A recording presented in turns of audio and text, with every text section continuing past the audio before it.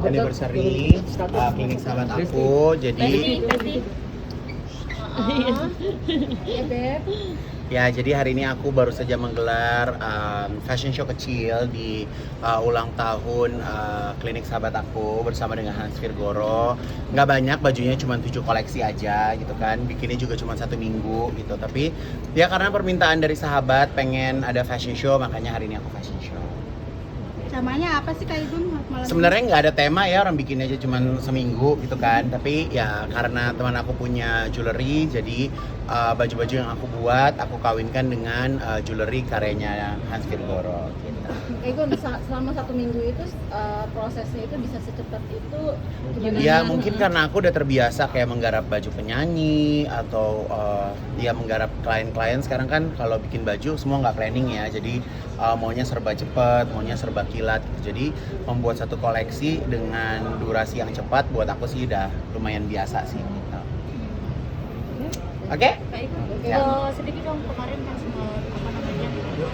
yang ramai kalau Jedar ingin minta bantuan dan ditolak sama Kak Igun, itu gimana sih? Bukannya ditolak, kalau misalnya di Brownies itu kan pasti ada bercandaan kan gitu. Lagi pula ya kalau misalnya buat aku sama Jedar ya kita saling support ya kan. Tapi kan setiap orang kan juga pasti punya punya kebutuhannya masing-masing gitu. Jadi ya mungkin sifatnya bukan karena nggak mau ngebantu ya gitu, tapi kan angkanya juga lumayan besar gitu kan. Saya juga single parent, Mbak. Jedar malah ada lakinya, saya nggak ada siapa-siapa gitu kan. Jadi ya kita saling menguatkan aja sebagai sahabat. Layak nggak sih dalam arti yang tadi dibilang dia punya laki, dia juga punya usaha, dalam arti dengan ketika kebentrok. Ya kalau aku sih prinsipnya gini ya, siapa sih orang yang tahu kalau misalnya bisnis itu bakal jadi seperti Jedar gitu. Kita yang udah percaya sama orang, percaya sama sahabat yang setiap hari jadi teman ngobrol aja terkadang bisa jadi masalah gitu. Makanya aku kalau di dalam usaha, aku sebisa mungkin aku nggak kepengen kerjasama sama sahabat atau temen ya gitu. Dan kalau misalnya memang mau kerjasama harus benar-benar ada kontraknya, pembagiannya seperti apa, bekerjasamanya dengan siapa gitu. Dan kalau aku sih ya karena alhamdulillahnya aku bergerak di kecantikan, di fashion gitu. Jadi aku juga nggak ngerti sih kalau masalah jual beli mobil atau jual beli apa gitu, aku juga nggak paham. Jadi makanya kalau aku harus bikin baju baru dapat duit gitu kan. Jadi ya aku berada di wilayah fashion aja gitu. Tapi yang namanya musibah kan kita nggak ada yang pernah tahu seperti apa. Cara nolak halus itu seperti apa sih kalau dari Kak Igun ke setiap orang yang ingin minta bantuan? Kalau sebenarnya kalau buat aku sih ya kalau cara nolak minta bantuan ya apa adanya aku aja gitu. Jadi kalau aku sih daripada minjemin orang ya mendingan kalau misalnya aku lagi ada uang lebih ya mendingan aku bantu seikhlasnya gitu. Igun, maaf untuk masalah Denmapro kemarin seperti apa sih sekarang?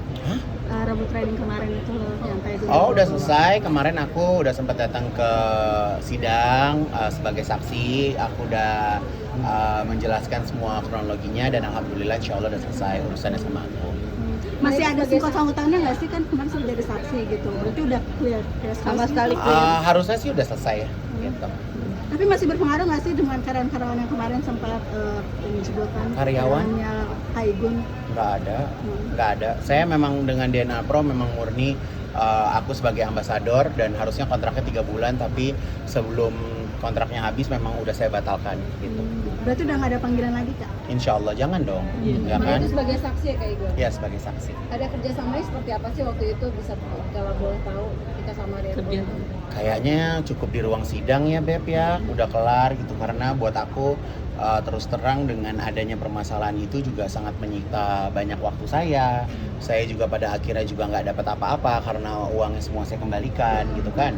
Yang saya dapat banyaknya cuman repotnya aja gitu. Tapi mungkin yang bisa saya ambil ya memang di dalam kehidupan ini mau nggak mau apapun tuh harus kata hati-hati itu memang harus selalu ada ya gitu. Walaupun kita nggak pernah tahu ya namanya kita mau dapat rezeki ya kan alhamdulillah ya senang ya. Tapi kan kita nggak pernah masa kayak misalnya kita mau dapat rezeki terus orangnya bayar kita tanya uangnya dari mana. Mantan lihat surat-surat perusahaannya segala macam, kan kita nggak seperti itu juga gitu. Tapi ya mudah-mudahan aku jadi banyak belajar dengan kejadian kemarin, dan insya Allah lebih berhati-hati lagi. Berarti harus hati-hati dalam memilih pekerjaan juga, Kerjasama. memilihnya ya. Oh, udah pasti banget memilih pekerjaan tuh udah hati-hati banget. Bekerja sama dengan siapapun juga berhati-hati banget gitu. Jadi itu sudah ada bayaran atau apa sih Kak Igun? Ya kan semuanya udah dibalikin semua. Aku nggak punya apa-apa sekarang. Jadi ya harusnya kan mungkin apa yang udah aku kerjakan menjadi hak aku ya. Tapi karena aku ngerasa itu bukan bagian dari rezeki aku seharusnya, jadi aku kebalikin aja. Berarti rugi materi, rugi waktu juga, dan apalagi Kak menurut Kakak? Ya semua bentuk kerugian nempel ya gitu kan, apalagi sekarang kan dunianya sosial media. Segala sesuatu bisa dikait-kaitan, orang yang nggak tahu aja bisa jadi lebih tahu gitu kan. Jadi ya begitulah. Kak Igun juga kan sebagai sahabat Dewi Persik gitu kan. Melihat sekarang Kak Dewi seperti ini melakukan itu terus. Aku jujur nggak ngikutin sih Mas. Aku nggak ngikutin berita teman-teman artis sejujurnya. Aku juga jarang nonton TV, tayangan aku jarang nonton TV, YouTube juga aku nggak aktif gitu. Jadi aku terus terang nggak tahu permasalahannya Dewi Persik. Igun, kalau tergiur dengan banyaknya mungkin orang dengan pakai nama dirimu, terus dengan mungkin dibagi rezeki atau segala macam itu dalam bentuk kerjasama. Kak Igun sendiri sedetail apa sih kalau? Oh, kalau aku sekarang kalau mau kerja sama aku berlapis ya. Jadi nggak hanya melewati satu manajer. Bahkan sekarang aku juga bentuk kerjasama juga akan mungkin dengan lawyer gitu kan. Jadi ya tahapnya lebih ribet lah. Banyak menjanjikan dengan orang kerjasama kayak gitu sendiri. Kak Igun Saya pokoknya nggak terima janji-janji ya saya mah kerja yang pasti-pasti aja gitu, karena apa ya semuanya itu memang aku harus pasti sih gitu. Jadi kalau konteks kerjanya seperti apa gitu. Dengan ketika itu langsung mengembalikan atau gimana Kak Igun? Apa ikut sudah dulu sebagai saksi? Coba dilihat liputan infotainment ya. Kemarin kan teman-teman infotainment udah kayak mau makan gue tuh di Bareskrim ya kan. Jadi buat aku sih ya karena memang pas kebetulan ketemu teman-teman jadi aku jawab. Kebetulan mood aku juga lagi bagus jadi aku jawab. Tapi ya namanya mau setenar apapun sosok selebriti itu kan sama seperti kalian ya. Jadi aku bukannya nggak mau bercerita, tapi aku rasanya nggak punya kapasitas untuk membangkitkan luka lama, cerita-cerita yang sudah terjadi gitu kan. Itu aja. Kak, sedikit dong Kak tentang berat badan Kakak gimana sekarang nih? Udah Berat makin- badan makin alhamdulillah stabil. sekarang udah mau masuk ke 70 kilo aku turun. Gitu. Jadi alhamdulillah terus proses. Kak Igun, satu lagi, Kak Igun juga sebagai sahabat dari Kak Ayu Ting Ting. Kenapa lagi Ayu Ting Ting?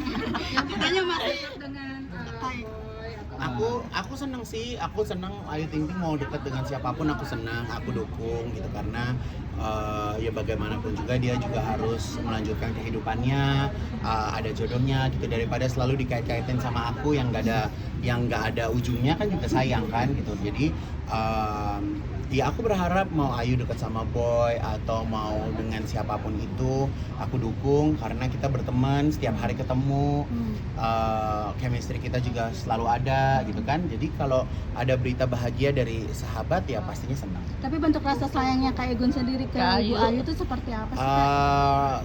Kadang rasa sayang aku ke orang bisa diimplementasiin macam-macam sih ya gitu. Jadi lebih baik aku sekarang kalau punya sahabat, aku dekat, aku nggak menunjukkan rasa sayang itu depan media. Apalagi Kak Igun kan dekat sekali dengan ayah sama papanya gitu kan, sama ibunya gitu. Ya. Terus katanya jadi cinta sejatinya Kak Igun, Ayu Ting Ting. Nggak ada cinta sejati. Aku sama Ayu Ting Ting biasa aja, berteman baik, bekerja di satu acara gitu aja.